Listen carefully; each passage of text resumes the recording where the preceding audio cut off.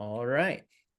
Good evening, everyone, and thanks for joining tonight's discussion about everything involving Ironman Lake Placid. We're really excited. We have a lot of great information to share with you, and of course, we'll be taking your questions at the end.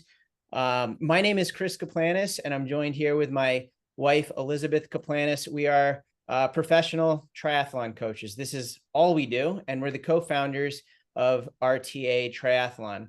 We have a very special guest with us as well, the race director of Ironman Lake Placid, among many other things, Greg Borzilleri. Greg, thanks for joining us. So we're going to get right into it, guys. We have a lot of good stuff we're here to share with you tonight. But first, I just want to give you a quick little bit about us. Here is a beautiful family picture from last summer, enjoying our time in Maine. We love going to Maine at the end of the season.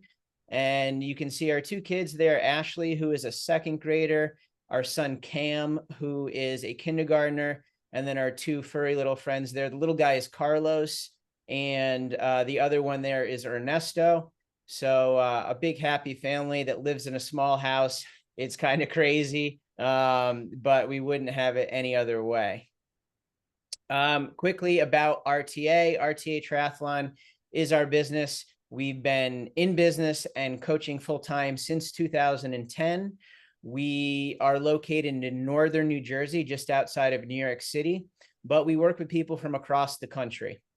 Our bread and butter are our coaching programs or our training programs, where we work individually with athletes one-on-one of all ability levels and experience, and we help them navigate their training. And we basically create training programs that fit with their busy lifestyle, preparing them for their goal race or goal races. We also do one-on-one sessions, so we get to see people one-on-one, face-to-face for swim, bike, and run instruction. That's really fun. We have a triathlon club that is of about 200 people. Obviously, we have people locally, but really from across the country now at this point. And then one thing I'd like to point out, which might be applicable to some of you, is each year we host 4 destination training camps, 3 of which are in Lake Placid. We have a camp in Lake Placid the end of this month, the end of June, and then we do one in August for those that are training for later season races or perhaps considering Ironman Lake Placid the following year. But we've done over 40 camps, actually almost 40 camps in Lake Placid, but well over 40 in total. So we run a pretty darn organized camp. People learn a lot. You get to meet other people, train with others. And our goal really is just for you to come away a little bit more educated and also more confident in your ability, whether you're racing Ironman Lake Placid or just triathlon in general. So that's enough about us. If you want to learn more, there's our website right there. You can check us out or just contact us directly. And we'll have our information at the end of this presentation for you in case you have any questions to follow. And one thing else I'd like to point out at this point is that we will be sending out a recording as well as the presentation slides to go with this. So here we go. The special guest of the hour, Greg Borzilleri. Greg, say hello. Hello, everybody. Welcome, and this is a great turnout. I'm pretty excited to have so many people join us. Well, thanks for joining even us. though it is a 60 and rainy day in Lake Placid, we'll make it good for you. We're just trying to make sure that the water doesn't go over that magic number for rain. No worry about that this week. Even though it's supposed to be 70s and 80s next week, so come on up. That's great. And yeah, so Greg's a great guy. He's been directing the race, I think, since 2012, Greg? 2011, I can't, 11 or 12. 11 or 12. Started, yeah. It's been many years, but Greg and his crew do an outstanding job. It's very difficult to be perfect on a course of this magnitude, but every year they do a really good job. And not only that, but Greg is a Lake Placid local, so he really is the perfect man for the job. Not only that, but he is a local small business owner as well. So I was teasing him about his background, but he runs, or he's the owner of Mirror Lake Boat Rentals, as well as Bike Lake Placid. So The boat rental business is right on Mirror Lake. It's a great option for either you before or after your race or whenever you visit, but also for your family to keep them busy and entertained while visiting the area. And then the other thing he's got going is his bike Lake Placid, which he has bike rentals on the newly constructed, long overdue, but newly constructed rail trail that connects Lake Placid to Tupper Lake. He has e-bike rentals and also regular bikes suited for the trail, but it's really, really cool. I would encourage you to check it out if you're looking for something to do while you're visiting. And then lastly, Greg is the race director as well for a local 10K, 5K that just happened this past weekend, but is expected to happen for years to come. That's the May Day 10K. And he also puts on the Lake Placid Marathon and Half Marathon in June. So if you're in the area or looking for an excuse to get there, which you really shouldn't need an excuse, he is also the man behind those different activities and ventures to keep you entertained. Greg's going to, as we go through the sections here, we're going to break it down from pre-race we'll just start right here. We're going to talk about on-site training before the race. We'll talk a little bit about navigating race week, both before you leave to get to Lake Placid, but then also once you arrive and leading up to the race. We'll talk about the course, each section, as well as transition and different tips that we have going through each part of the course. And after we get through each sort of section, whether it's swim, transition, bike, etc., we'll ask Greg to chime in if we have missed anything or if he has anything else to add as sort of the man behind the curtain that's not really behind the curtain for this race that we might have missed. And then, like I said, as we go, we'll be offering some tips and different strategy to have the very best race that you can given your fitness and experience level. At the very end, we'll open it up to Q&A where you can ask Greg directly any of your questions, as well as ourselves. And like I said, we will plan to send out a recording as well as the presentation slides before the end of this week. All right, so we'll start with on-site training. Elizabeth's going to take this one. Hi, everyone. Thank you again for coming to visit us tonight. I hope that you find this, helpful. Chris and I absolutely love Lake Placid. Collectively, we've done the race, I don't know, 12 or 13 times. I know. Enough. And we also have a place up there ourselves. It's really our home away from home. So we hope that you love it as much as we do. So yes, we met there as well at a training camp back in 2010. And I convinced him to quit his corporate job to come and join me to be a professional coach. And I could never have done it 15 years now without him. So anyway, okay. So the course is open and accessible, and we encourage you to go and visit Lake Placid. Do not have race day be the first time you're out there. If you can at all, just get up there, experience it, get in the water. That's one of the beautiful things, nothing is closed prior to race day. So getting on that course really does help tremendously. Be smart, know it, also know the weather. And as crazy as that sounds, they always say, if you don't like the weather in Lake Placid, wait 5 minutes. It does change. And I would be very prepared for all conditions. It likely will rain at some point. The sun will probably come out later in the day. You never know. So be prepared with that. The morning tends to be cooler and then it gets hotter, and, just all different conditions. Preparation is best for that. Also knowing possible places to seek shelter, being a mountain town, storms can come in quick. And so just understanding where there's, say, gas stations or places, out on the bike course, if you are far from town, where you can just pop in and have some safety. Training partners, great, SAG support if your partner, your spouse, go out there with others. It's just a safer way to do it. If God forbid something were to happen, you've got some support out there. and make sure that you share, what you're doing with somebody. Nowadays the Garmin's all have, the safety like tracking in there. So if something were to happen, at least there's some alerts. Be safe, right? Train within your means. We get a lot of questions about the descent, nerves on the descent. That's okay. If you need to, if you need to be on your brakes, be on your brakes. If on race day, there will be usually, and we'll confirm here with Greg, but usually one lane of the opposing lane is open, but really you should only be in that lane if you are moving.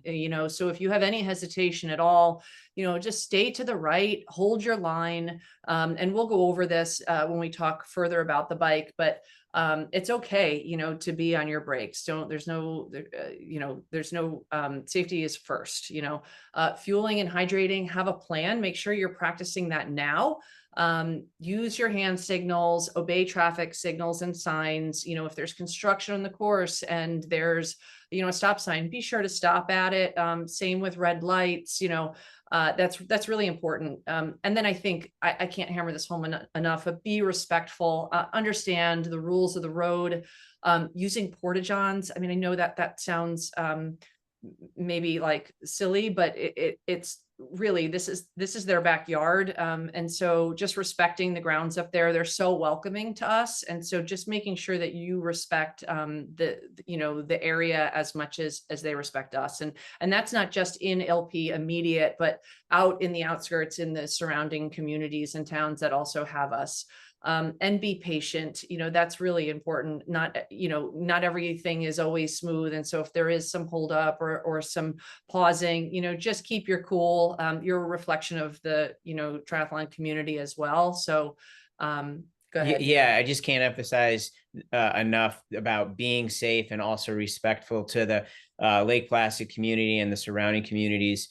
And please use the porta potties. They will be putting, usually around Memorial Day, there is the bike course and the run course is littered with porta johns. So just use those, and not only be patient on the road, but if you go out for dinner, and we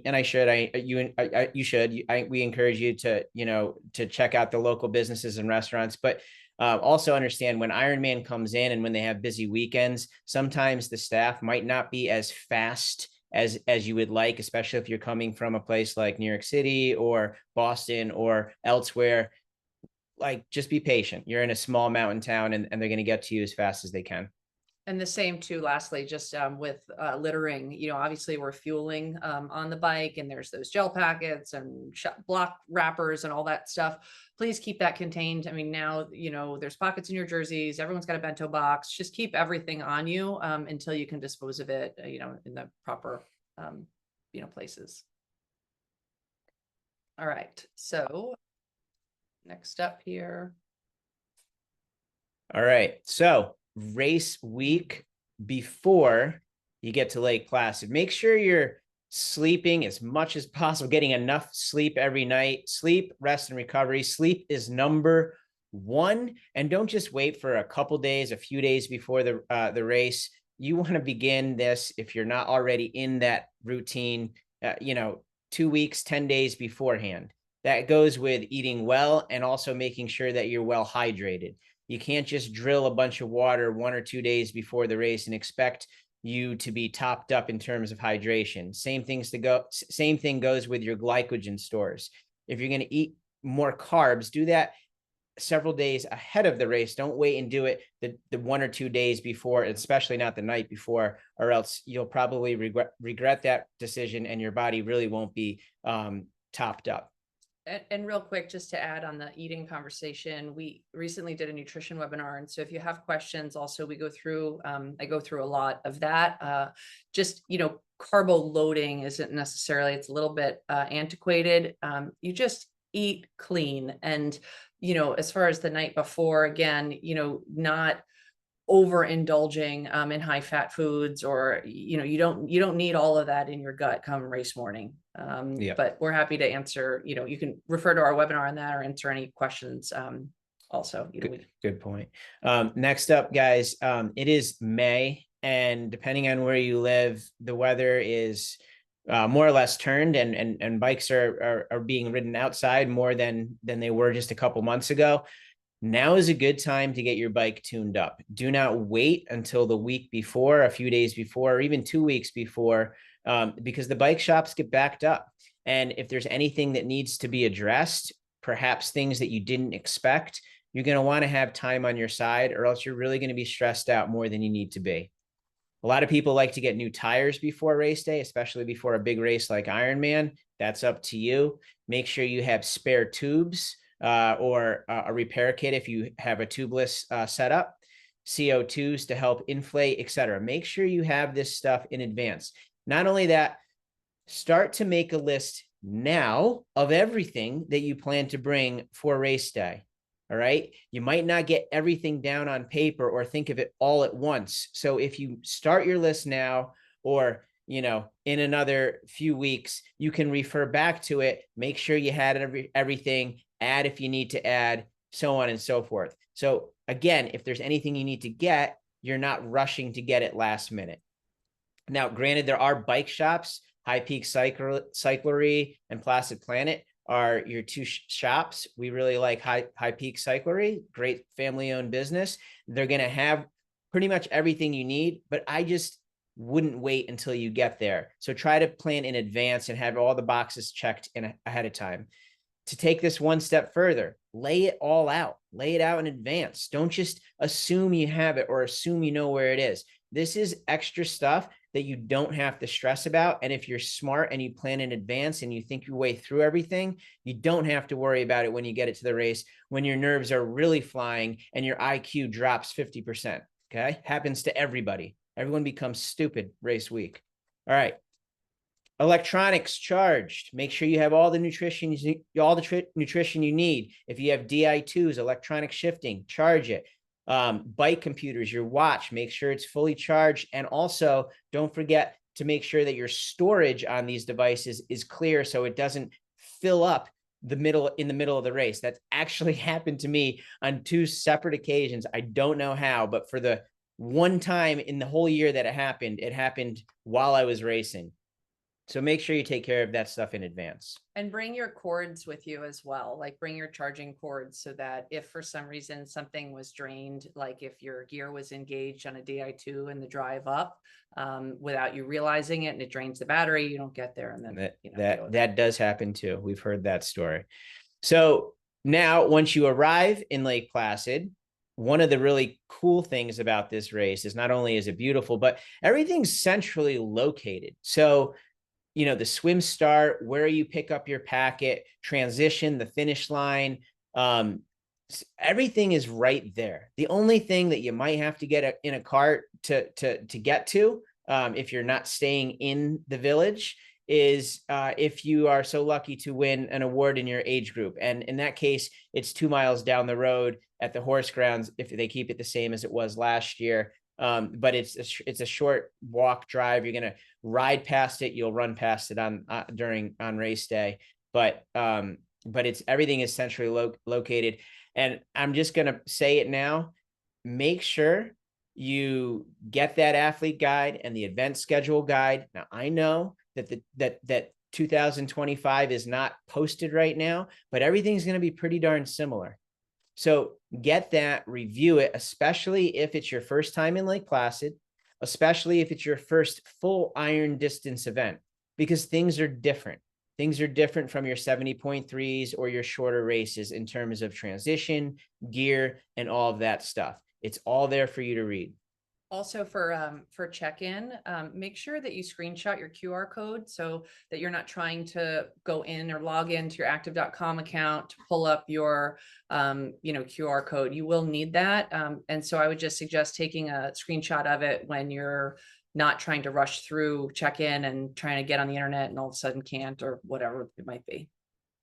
Yep. So once you pick up your packet and all the stuff that you get as someone racing Ironman, you're going to be getting these bags, and we'll talk about them a little bit more in a few minutes. But you're going to get a bag for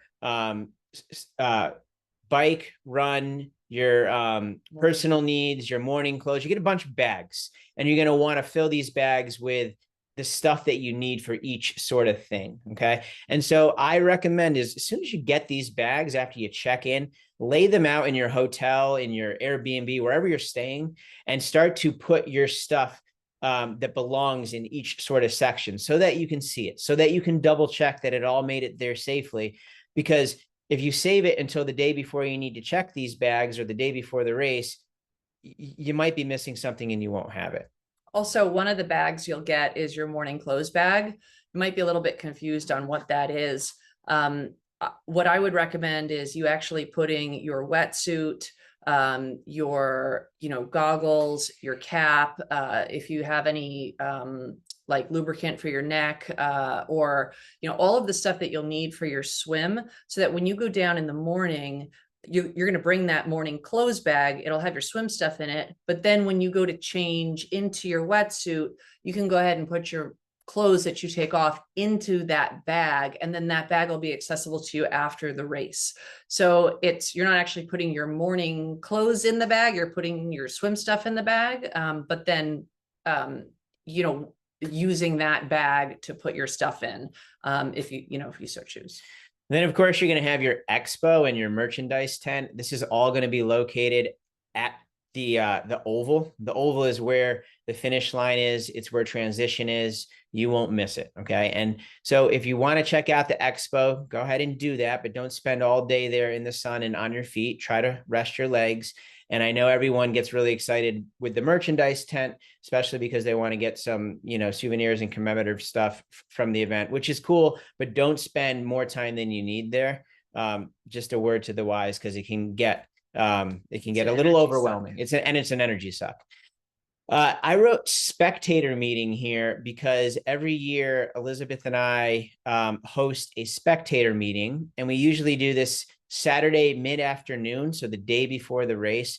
It's open to all, and we do it at a local venue. Last year we did it at Big Z's, which is a bar, bowling alley, sort of local hangout that has plenty of room and space for everyone. But we recommend any of your friends, your family, anybody that's coming along with you, we recommend coming by and checking it out. We'll help explain the flow of the race and best places to spectate for the race. And we'll post all of this exact information on our social media. I left a link there. And if you're not on social, you can just email us, and we'll do our best to give you the specifics, but it's going to be posted on social, and highly recommend for those that are coming to support you. It will make the day a little bit easier for them.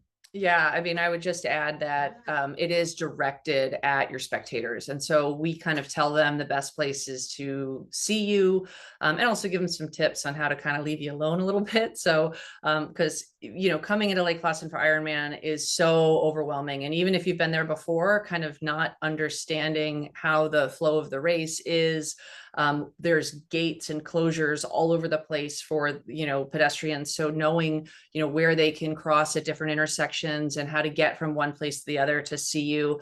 If you have family that might not be very mobile, there's great spots for them to be. There's also the VIP areas that they, you can buy a ticket into, and that gives them nice air conditioned, places to sit down or have a meal while you're out there, because it is a really long day for your spectators. I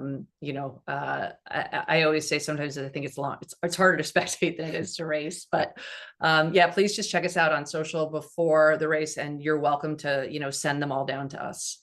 Awesome. And then the last thing here is, you're going to arrive to town. There's going to be a lot of energy, which is fun. It's all part of it, but stick to your taper plan. Don't decide you're going to ride a loop of the bike course. I wouldn't advise that. Again, if you want to see the course and ride it and train on it, try to get up there in advance if you can. If you're not able to, and you really want to see certain sections of it, I would recommend driving it. Don't you're coming there fresh and tapered and ready to race a really big race, an awesome race. Don't start to drain your tank. So driving the course is equally helpful. All right, so I'm going to give a quick few thoughts on the course, and then we're going to dive into each section. So if you didn't know this already, Lake Placid is absolutely beautiful. The course is stunning. Words can't express how beautiful the area and the course is. Obviously, it's very challenging. You're in the Adirondack Mountains, but it's manageable. Okay. It's manageable if you play it smart and you stick to your game plan, because it is unforgiving if you're not, if you're undisciplined, if you think you're Superman on that day for whatever reason, you get excited by the crowds, it will bite you in the butt. I promise you. The course, especially the bike course, is known to have headwinds, typically in the afternoon on your second loop, typically on the final 10 to 12 miles back to town when you're going uphill the whole way. So save a little energy. If there's no headwinds, it's going to be a faster day than usual. So overall, this course rewards patience and discipline. So be smart, stick to your plan, and make your way through the race one leg at a time. And you'll know too, when you're out in Wilmington, when you make that final turn back, to continue on 86 in that final stretch, there's a lot of flags that are, like flag poles, and you'll see which way those flags are flapping. And so if they're flapping in your face, you got to, I would definitely make sure you're dialing it back. You cannot fight those headwinds. So Elizabeth's going to start by diving into the swim course, followed by some tips. And then following that, we're going to ask Greg if there's anything that we missed or anything he'd like to add based on his experience. So here we go. Starting with the swim course, just a visual. Yeah, so you can see there, it's very straightforward. It's going to be a 2-loop course. You will actually exit the water after the first loop. You can't see it on this map there, but there is a little dock that goes out. You'll swim out around that dock at that final turn. You'll come out of the water, and then there is a little table there with some cups of water if you want to grab a quick drink, but then you'll hop back in for your second loop. The first loop definitely moves a bit faster than your second, but it's very, very well marked, and that Mirror Lake is with all, it's fairly narrow. So you have a good, ability to sight and be in a fairly straight line. It is calm, clear, serene. Yes, maybe not on race day. You do have a bit of congestion, obviously, but there is an underwater cable. So if you've heard that, the cable, what's the cable? It is marked, and you'll see it. There's a cable that runs underwater on the buoy line. That is going to be the most congested place to swim. So, but you are able to see that cable, I would say at least 5 athletes wide. So you don't have to be right on the line. If you've got some anxiety, by all means, you can swim wide of it, and you'll still be able to sort of sight off of it. But I would definitely warm up, the bay there right before, sort of where you see in that picture, that area is usually open there on race morning. Get in, get wet, feel it out. You'll be able to swim, at any time really leading up to the race as well. So when you're up there, get in, and again, just get comfortable. You can just swim out to the boathouse and back, or, just to feel it out. Know your pace. This is really important. You're going to have to seed yourself. And so there is a rolling start, and it's seeded based on your expected finish time. This is very important. Okay. There's a reason why they do this. And it is so that you're not overtaken by stronger swimmers, and that you have a more pleasant and calm experience. Okay. So you'll get into the corral, you'll start lining up from the swim start, and that line goes all the way back from the beach. You'll find there'll be volunteers there holding signage that will give your anticipated swim finish time, and you'll get into that corral. Once the race begins, they will send off a number. I want to say it's 5 at a clip. Every few seconds, there'll be a beep, and then, everyone will sort of enter the water. Start slow and build. Again, that first loop is especially the first stretch out to the turn. You get a lot of help, from the draft in front of you. But it does thin out. So mind you, it is again 2 loops, and you may want to consider bringing a speed suit for those that are interested in perhaps qualifying. There is always the chance that it's a non-wetsuit swim, and in that case, you are allowed to wear a speed suit.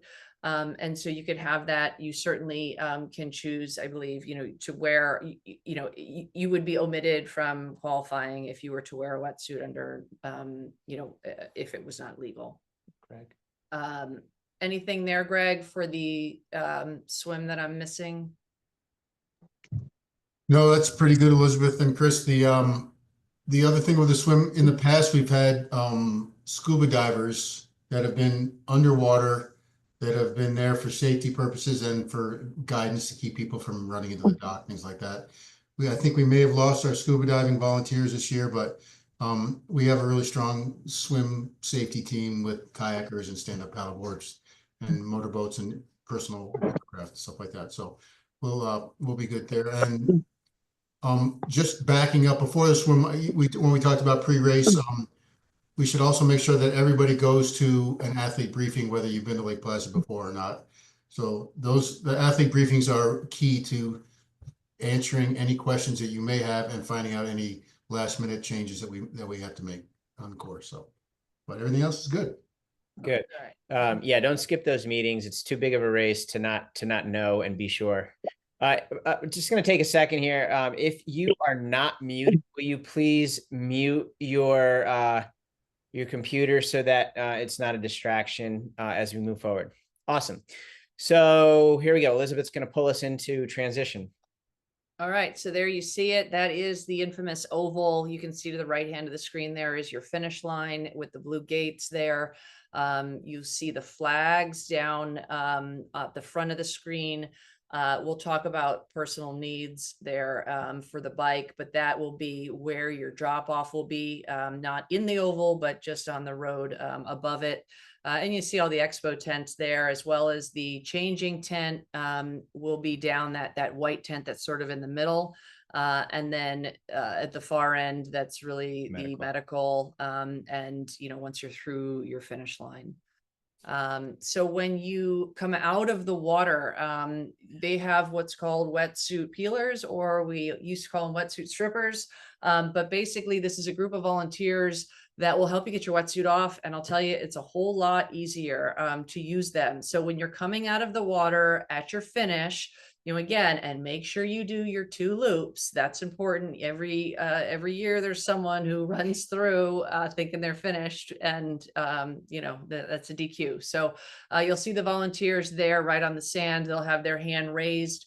Again, this is going to be a theme we'll talk about throughout this, but when you see your volunteers, make eye contact and be really verbal. I'm coming to you, I'm coming to you, point at them, make eye contact. It's quite overwhelming for the volunteers as well. So just make sure that you're going to want to get your wetsuit down to your waist, and then you'll sit down on the ground and put your legs up in the air, and they will pull it right off of you. And then you just stand up, grab your wetsuit, and continue on. Jog or run, don't walk. I mean, certainly there's not a rule there, but just to keep the energy high, keep your eyes down as well. You might be really excited looking around for all your family and stuff, but make sure that you don't, trip in the sand, or then once you get onto that, that carpet, those gates, sometimes the gates that line the channel there, to transition, they can have, iron feet. And although it is covered by carpeting, you just don't want to stub a toe on that. So again, just keep your eyes down, and, just for safety. Your gear bag. So blue is your bike bag, B blue bike. So that's the best way to obviously remember it. You're going to rack your bag. It will be by your number. You'll rack this the day before, know where it is, how to find it, meaning know what row to, go down. I'm not sure if there'll be racks this year or if the bags will be on the ground, but I would very much suggest, making some sort of markage on your bag with maybe a little duct tape or something to identify it. You can't obviously tie like a balloon or anything, but you can certainly put some maybe colored tape just to differentiate it from others, but know where it is. And if it's going to be on those racks, the idea is if you run down the wrong row, you got to come all the way back out and around. If they're on the ground, you can certainly sort of hop over the rows, but just know where it is. After you grab your bag, you're going to head into the changing tent. We always say don't get too comfortable. You go into your respective changing tent by your gender, sit down. There are chairs in there. There are volunteers. Again, be really verbal, call for your volunteer, be really polite. They're there to help you, but they're going to ask you, what do you need help with, and direct them. I would really suggest not double knotting your bag when you pack your bags, just a single knot, so it's not so hard to get in. I also recommend when you're packing, just a side tip, when you pack that bike bag, you could just grab like a hand towel, whether it's from your hotel or bring one, and just after you're all done, cover all of your stuff with a towel, then close it up. And that way, when it's hanging there, because it will be overnight, if you get some rain, the stuff in your bag is not going to get soaked. The towel kind of will absorb some of that. So again, you're going to grab that, go in the tent. Don't forget your sunblock. That's really important. And I would recommend, everyone defaults to spray sunblock. Just make sure that your sunglasses are not out. If you start spraying that sunblock and your sunglasses are out, you're just going to, toast your sunglasses. So put some on in the morning and then, have some just for your shoulders, or you could always just ask the volunteer to help you with that. But that's pretty much it. Then you'll come out of the changing tent and you're going to head towards your bike. Know where your bike is racked so that, obviously it's a big transition area. You're going to grab your bike and then be on your way. Be very, very heads up when you're exiting transition. It is a steep hairpin turn and it can be very crowded there. Make sure that your bike is in an easy gear. So that you're not mounting your bike in the big chain ring and then having trouble pedaling or pushing off. Again, eyes up, there's all people there. It's quite crowded and safety is really paramount. So I know that you're in a rush to get out on that bike, but get through that, mount, properly, be safe, go through that hairpin turn. And then it's going to be a pretty screaming downhill right away before you get out to Sentinel. So just make sure that you're aware of that and that, you take that easy. Yeah. And that is worth being reiterated, that downhill to start after you make that hairpin turn, which is often crowded, that downhill, if you're trying to move, if you're trying to pedal down that hill, you could catch some air, like not even at the bottom of the hill, it is a straight left, hard left turn. And it's very hard to do that left turn if you have any speed. So just relax, take your time, get down there safely, and then you can go to work. Greg, did we miss anything here for transition? No, just the picture shows the racks. In the good old days, we had gear bag racks, but now they're on the ground because the racks are just cumbersome. But yeah, everything's on the ground now. So we do our best to try and keep them dry, but you should, that was a good suggestion to cover it. So in case it rains and you have something to go. Cool. All right. Yep. All right. So off to the bike we go. This, unless there's any last minute decisions to change the course, we're looking at the same course, which was last year. And last year was the first time this particular course, as shown on the screen now, was used. Again, this is in the 2024 athlete guide, which is already posted. You can check it out. And I'll walk through this in a second, but this new section here, this is in J. It's beautiful. You have some barns, some animals. It's really, really nice views.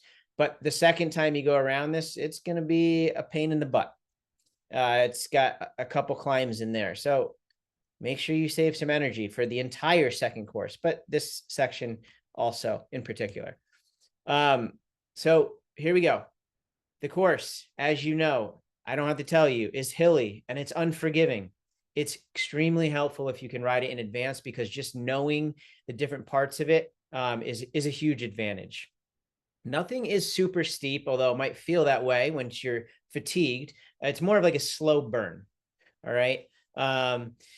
So just keep that in mind. Don't be intimidated. But it is a hilly course. A lot of times people ask, should I ride my tri bike or road bike? I don't really know. I could ride, but I have one of each. So here's my answer. If you're comfortable with, ride whatever you're most comfortable with. Okay. Sometimes those that have a little less road riding experience, I would personally recommend using a road bike, so your hands are a little bit more stable on either side of the bar. But if you have a tri bike, if you only have a tri bike, if you're comfortable riding your tri bike, it is the faster option. Okay. But it's a faster option, assuming you can hold that aero position. So many times I see athletes riding super expensive bikes, but they're not even in aero. So it kind of takes it away. So ride what you're most comfortable with. for the distance and for your own personal safety. But if you're good with the tri bike and you have one and you're comfortable with it, it is the faster option if you're trying to decide between the two. The next thing I put here is compact crank set. If you're unfamiliar with what that is basically in the front sort of part of your drivetrain, you typically have two chain rings. Some have one, few have three, but usually you have two. And a compact crank will have less teeth on those big and small chain rings. It will just make it easier for you to go up and down hills, or to go up hills, I should say. So if you're struggling with hills and you do not have a compact crank, or you're not sure, ask your local bike shop, and that could be an option to help you manage your way around the course a little bit easier. Next up, we have the keen descent, or the big descent. Okay, a lot of you have heard about this. It comes at about mile 9 or so on the bike course. All right, 8 or 9, and then it goes downhill for like 8 miles. Okay, and it flattens out, and then it goes down, and it flattens out, and it goes down, and then it winds around. It is quite the experience. All right, stay and ride within your means. Okay, you can stay to the right side of the road. The one lane will be open for those that are going faster, but don't ride in that open lane if you're going to be on your brakes or riding a little slower, any slower than, I don't know, 40 miles an hour. It goes fast, but be safe. And if it's windy, hands on your bars. Be careful. If you have deep dish race wheels, if there's a crosswind, there's sometimes a crosswind. If you're not comfortable on those deep dish wheels, maybe you don't use those. And to that point, just real quick, there's all of these aero wheels. A lot of times they don't get busted out until race day, right? Your race wheels for race day, bad move. Make sure you're practicing on those wheels, because it changes the ride completely. So you'll see people with disc wheels, you'll see people with, they change the ride, and there can be wind. And if you're not comfortable, it can make the experience very uncomfortable. So be sure to ride your race wheels in advance if you are using race wheels. So that is 100% true. And also make sure you can fix a flat or change your tire with those race wheels, because oftentimes they're a lot more challenging than your regular sort of training wheels. I forgot to mention that the course leading up, the miles leading up to where the descent begins, can be very deceiving. All right. It is, has the most elevation gain in the entire, of any other part of the course, but it's deceiving because you don't realize that that's the case. Especially on the first loop where you're fresh, you're excited to be on the bike, and you're doing a lot of ups and downs before you finally get to where you're going to descend. Don't burn your legs out. Keep your heart rate low. Keep your power in check. Oftentimes, if people are not passing you, you're going too fast. So a lot of elevation gain there without you realizing it. So just keep that in mind. Keep that in mind, because it will ruin the second half of your ride. The final 10 miles of the bike course, once you get to Wilmington and you make the left-hand turn to head back to Lake Placid, you'll pass Whiteface Mountain Resort along the way. You'll pass a couple other landmarks, but that's all uphill. It's a slow burn. It's not very steep, but it's relentless. And again, on the second loop, it will get you. And that's also where those headwinds typically like to hang out, right along the river. It's beautiful, but it's taxing. It's taxing. You might have heard things called the cherries or the bears. Just know that they're little bumps in the road. Honestly, they're not that big of a deal. Papa Bear, I have outlined here, is your biggest of the three, or of all those little sort of course landmarks. It's not a crazy hill, honestly, but a lot of people line that hill. You can kind of see it in this picture, and this is the thin part of your spectators, but people will line that hill and cheer for you and shout for you as you go up that hill. So it's very exciting, but control your excitement. Don't get up out of your saddle and rip up that hill, because you'll pay the price. Until you see me. When you see me dancing with my speaker, make sure you... That's Elizabeth, and you probably won't miss her. You most likely very well not miss her. Aid stations every 12 to 15 miles. You'll see this in the athlete guide. Be careful going through them. Some people slow down quite a bit. Others rip through them. Just make sure you're paying attention to what's ahead of you. If you want water, if you want something else that they're handing out, make sure you point at the volunteer and make sure that they know that you have your eyes on them, and tell them what you want, and they will be ready to hand it to you the best that they can. If you drop it, stay in control, continue riding straight. Don't try to dodge the bottles on the road and then swerve into someone else by accident, but go ahead and try to get the second bottle of water, the second bottle of whatever they're handing out. And this will all be in the athlete guide. Okay. It's also where the trash will be. So you'll have, usually there's like big hockey nets, or there'll be something set up there. It'll say, you know, last chance trash. Make sure that's where you're going to dispose of any of your bottles. Yeah. I'm going to hit up personal. Yeah. Personal And needs. yes, go ahead. So personal needs is going to be your halfway point where on the bike as well as on the run. But you'll be able to pack that bag in advance. And so you're going to get the bag for your bike as well as your run at check-in. And basically that's an opportunity for you to re-up your, you know, your nutrition or whatever you might want to put in there. They'll give you some suggestions in the guide, but you know, I always recommend getting, you know, doing a full bottle swap. So you're carrying enough bottles on your bike for your first loop. Nutrition. And then I would recommend having some sort of like disposable, you know, anything that you put in these personal needs bags, although you can, you know, they say you can get them back. You're not going to want to go and pick it up the next day. So I would just plan to not see that stuff again unless you are going to go and get it. So anything you put in there, my point is make sure it's not, don't put your like favorite, you know, Castelli like jersey in there or jacket. But I would recommend putting a disposable cooler in there. So you can put 4 bottles on ice. And that way, when you get to personal needs, you're literally going to pull out your 4 old bottles and put in 4 new, you know, shotguns and you're off, or however many bottles you need. But that way it's cold when you get through that 56-mile mark. Other things, you know, if there's any re-up on fueling, I would have backups of all your nutrition. You inevitably, if you take, you know, electrolytes and Duralites, whatever that might be, just make sure you have backups like on you on the bike, and then backups again for your second loop in your bag. Inevitably you go to take a electrolyte pill or something, and you hit a bump and you drop your salt all over the course, and you know, something silly. So just have, you know, I always say when packing these things, just remember you want seconds and backups of everything. Maybe some chamois cream. You might want a little disposable sunscreen in there in case it, you know, there is heavy sun. You know, maybe you could put a little note or something if you have time to, I don't know, just some inspiration, but anything can be put in there. You can also take off anything, you know, if you need to get rid of a jacket or arm warmers or whatever it might be.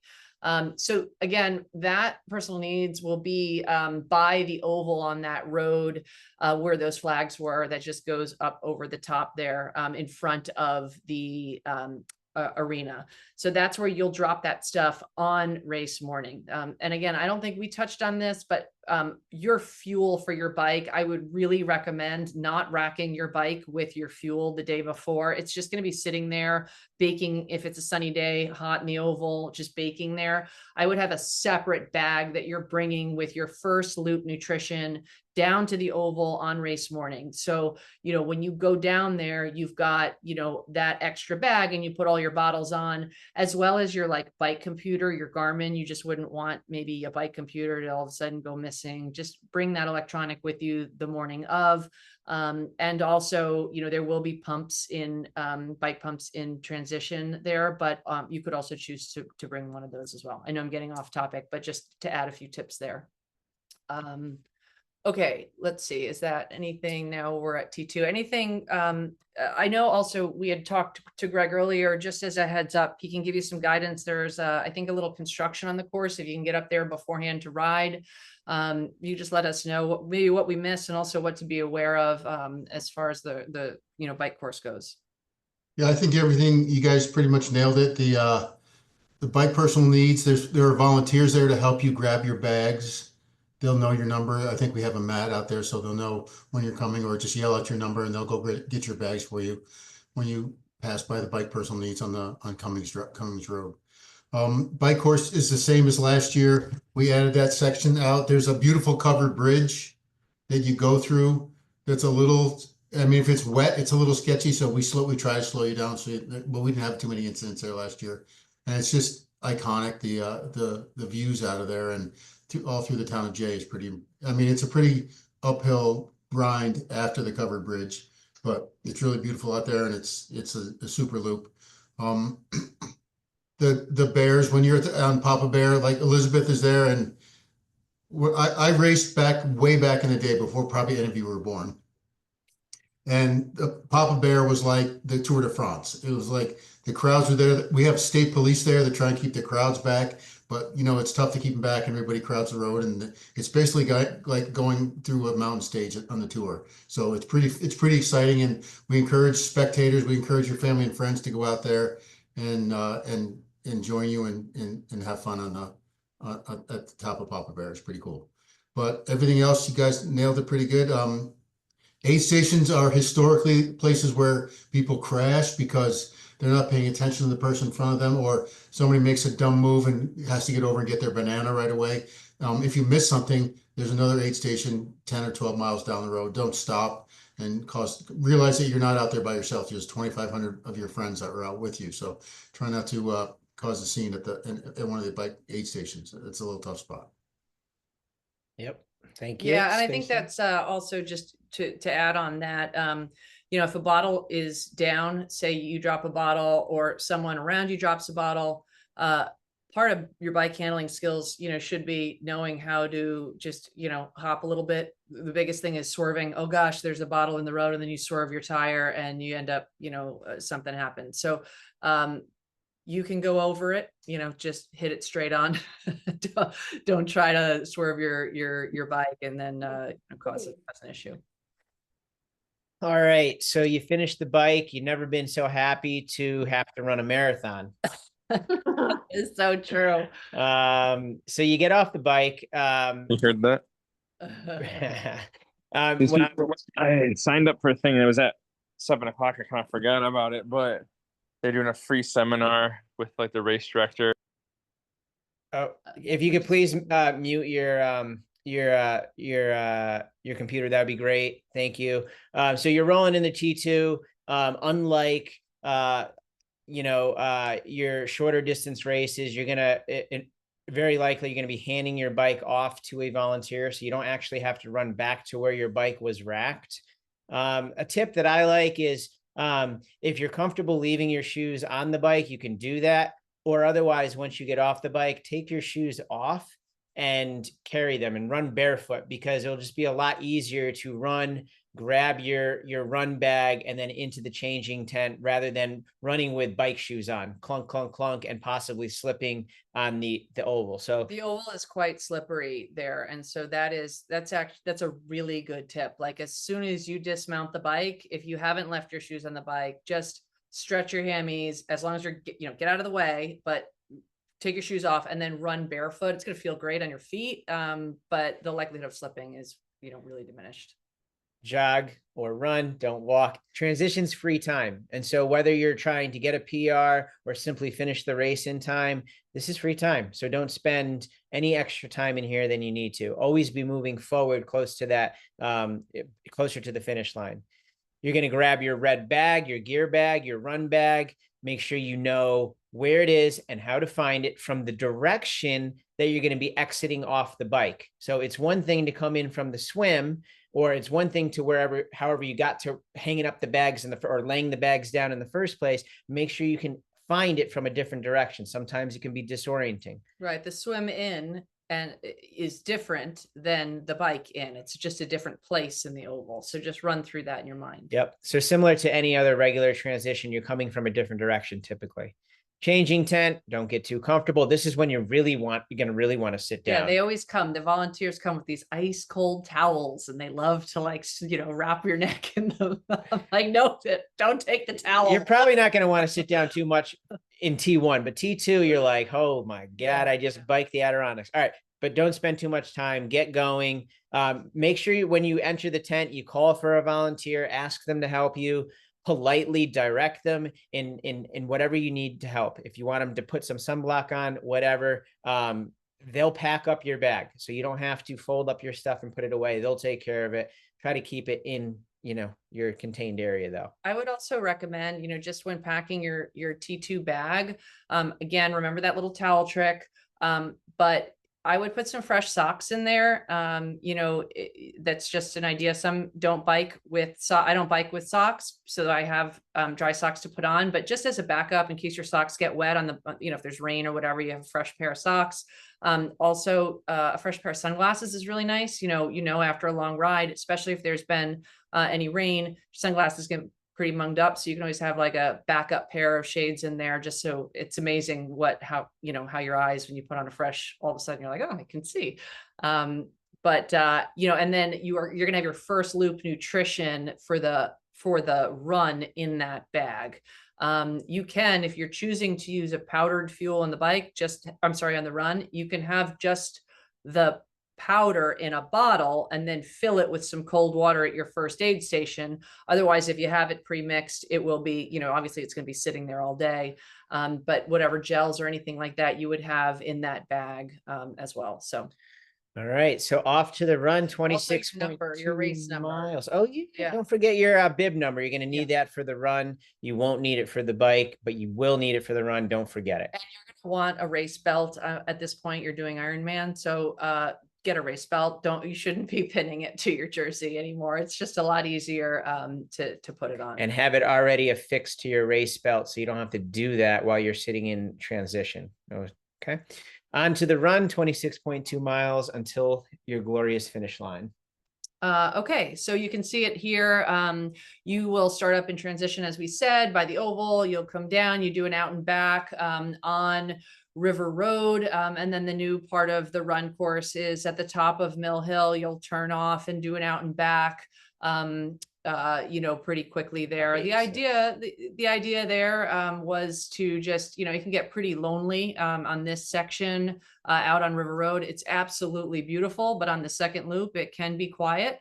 And so that was just a way for them to kind of shorten that lonely time up and make it a little more spectator friendly. So we like the change a lot. It's kind of a little bit of a uphill here, but a nice welcome downhill on the way back. And you'll go back up towards transition and then up along Mirror Lake Drive, really do a U-turn, come back, and you get to do the whole thing all over again. So the major hills that you're looking at will be the Steel Bridge, which is down here, the Steel Bridge Hill, and then of course Mill Hill is your big downhill. Just as far as strategy goes, you can see here, this is just a picture coming down right from transition before you turn to go out onto Sentinel. I can't emphasize enough, when you start, control your speed. Let that first mile or two really, really be like just a gimme, hold it way back, get your legs under you.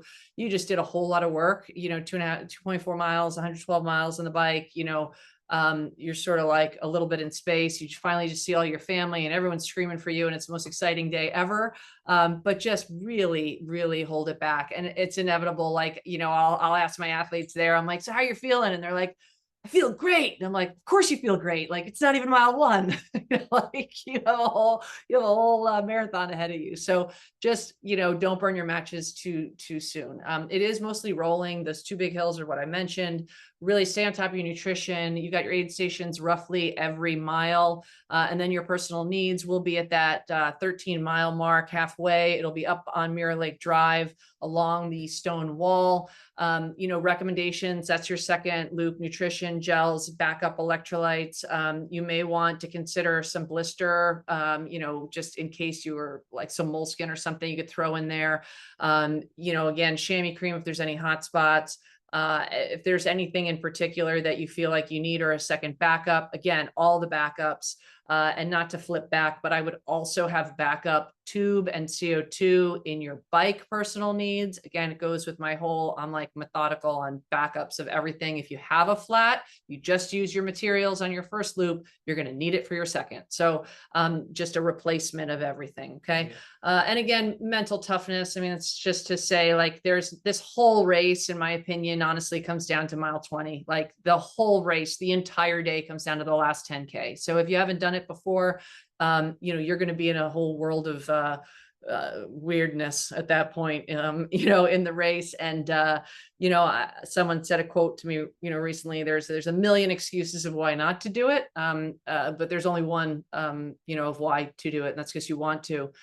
It is a parade at that point in the race. If you're in the back, mid-packer, backpacker, there's so many people walking, and that can be your reason to just check out and walk. You don't have to, you're trained to do this, just stay engaged, count your steps. Don't focus on the negatives, focus on keep going, and just work it through. Everyone's waiting for you back home and in town. So, really prepare yourself. The psychological aspect of this race is huge. And it's the difference, if you have to walk that 10K, that's 2 more hours. Get it done. Just keep moving.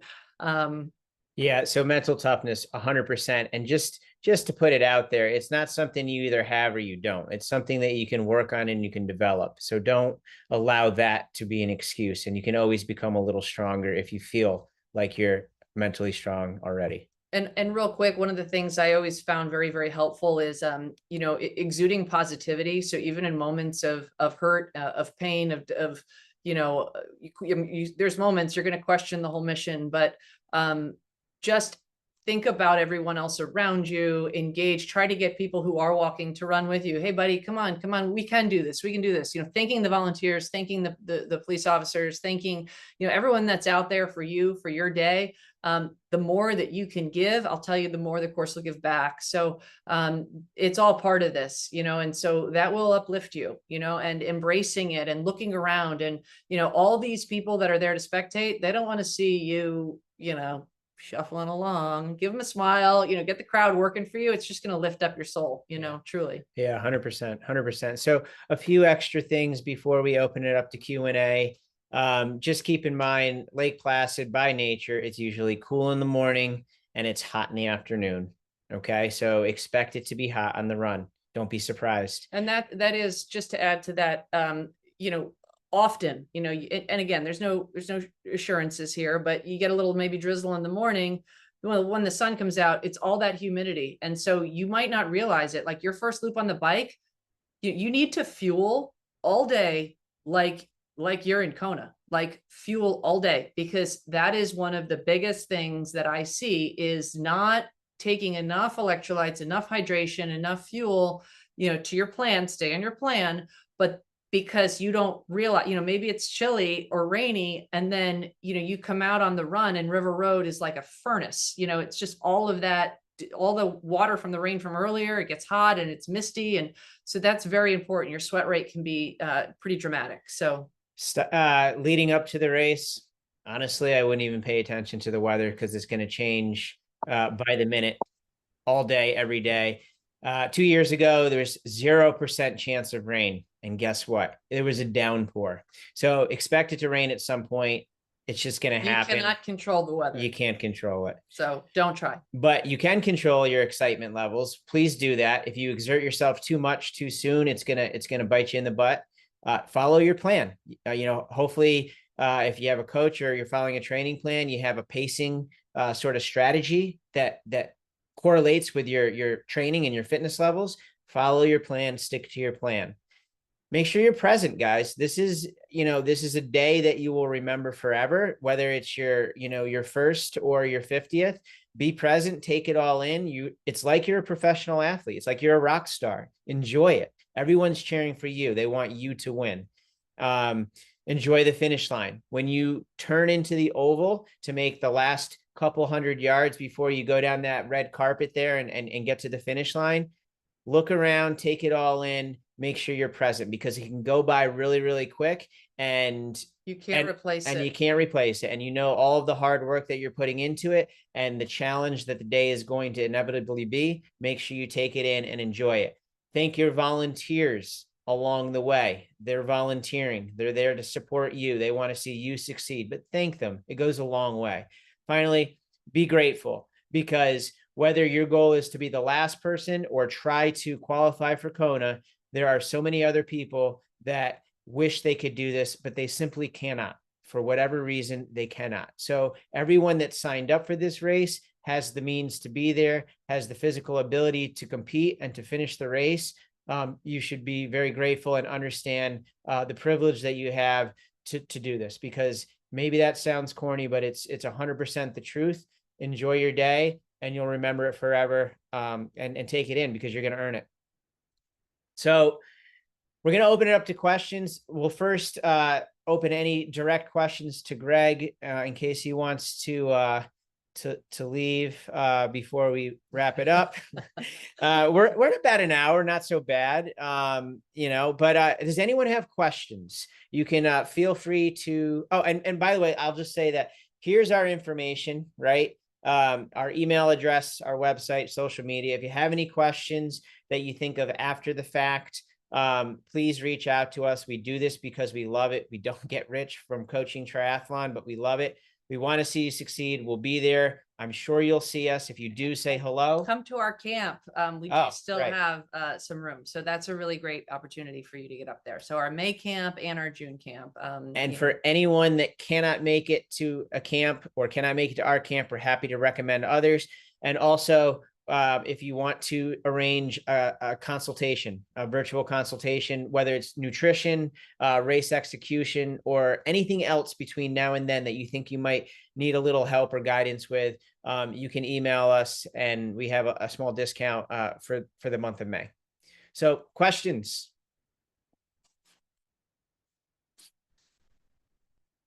Yeah, quick question. Thank you for taking the time. And I will be joining you guys in June, so excited for that. And I just did Oceanside, the half Ironman, and I think the one thing I really messed up was my fuel.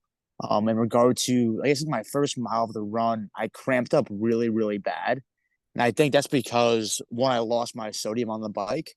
But I guess, what are the biggest do's and don'ts in regard to I guess fuel, and most importantly, I guess, making sure I don't cramp again. Because I did feel that cramp coming on, I guess, later in the bike, maybe mile like 45, 50. And then I really knew it was going to happen on the run. Yeah. So I'm absolutely happy to take that actually offline. I'll give you a quick tip. And that is, we just did a nutrition webinar. I spoke for like over an hour. That's why it's impossible to answer a nutrition. Yeah. Awesome. And Tom, by the way, I know you're coming to our June camp. We will be doing a nutrition sort of lecture. Okay. Also going to offer tips. So you're going to try what you want to try on the first bike ride the first day, and we're going to offer suggestions for you to try and see how you feel after that. So one of the major benefits of that, but also I'd recommend, one of the things that just jumped out at me was you said how you lost your sodium. And that is one of the reasons why I'm like, okay, you need a tube in your bento box. You need a tube in your back pocket. You need a tube up your butt. You need a tube everywhere. Yeah. Carry your salt, because you'll inevitably drop it at some point, and then have it in, personal needs bag and another backup, so that, there's no excuses for that. Because you'll drop it again, stupidly, it happens. So. Okay. Awesome. Thank you, guys. Anyone else? Any questions for Greg, just in case, we'll direct anything to him so that we can let him carry on with his evening. I have a question. What is the true elevation? I know I keep seeing everybody's Garmin's and Strava and everything. Is it like 7,100, 7,400, 72? I guess it doesn't matter. I know it's steep or it's a lot of elevation altogether, but what is the, feet number? That is the right answer. It's a lot. Okay. The exact number, I don't know. Greg, do you happen to know that? I know it changes with the course change. Do you know off the top of your head? I know we're putting you on the spot. No, it's 65 to 7,200. People change. It changes depending on your equipment that you use to measure it. And you can look at the map. You can go on Google. You can go on our course maps, and Okay. It's every year people like, it's not this, it's that, but it's up in the high sixes. Okay, so as far as the percentage, the gradients and stuff from what I've seen, it's like the steeper climbs and everything, that longer climb, is it like a 3%, 5%, or So, just so for that practicing on right like hills around me? Some of them are 4%, some are some are 5, some are more.